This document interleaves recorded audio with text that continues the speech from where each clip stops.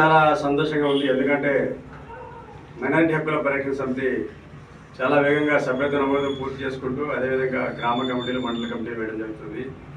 అందులో భాగంగా ఆదిరి మండలం సంతెగుడ్డూరు గ్రామ మైనారిటీ యువత సమాజ సేవలో ఎంతో చురుగ్గా పాల్గొనడంతో వారిని ఆహ్వానించి మరి ఎంహెచ్పిఎస్లో చేర్చుకోవడం జరిగింది.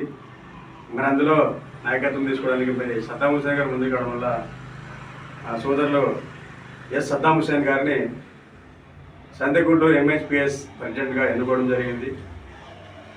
అదేవిధంగా మైనారిటీ హక్కుల పరిరక్షణ సమితి వ్యవస్థాపక అధ్యక్షులు జనాబ్ ఫారూక్ షిబ్లీ గారి ఆదేశాల మేరకు మొత్తం కమిటీని తయారు చేయడం జరిగింది.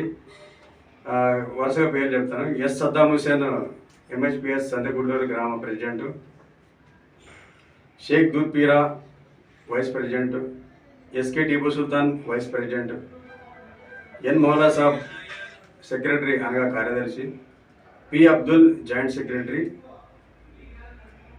ఐ మెహబూబ్ బాషా జాయింట్ సెక్రటరీగా ఎన్నుకోవడం జరిగింది. ఈ యొక్క వివరాలన్నింటినీ ఎంహెచ్పిఎస్ వ్యవస్థాపక అధ్యక్షులు జనాబ్ ఫారూక్ షిబ్లీ గారికి పంపడం జరుగుతుంది.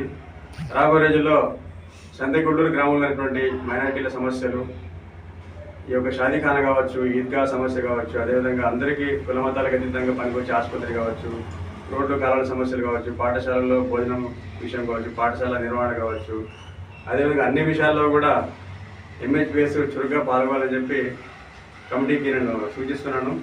ఖచ్చితంగా రాబోయే రోజుల్లో సంతెగుడ్డూరు ఒక అభివృద్ధిలో, సంతెగుడ్డూరు అన్ని వర్గాల అభివృద్ధిలోను, మైనారిటీ అభివృద్ధిలోను ఎంహెచ్పిఎస్ యొక్క పాత్ర ఉండాలని చెప్పి ఆకాంక్షిస్తున్నాను.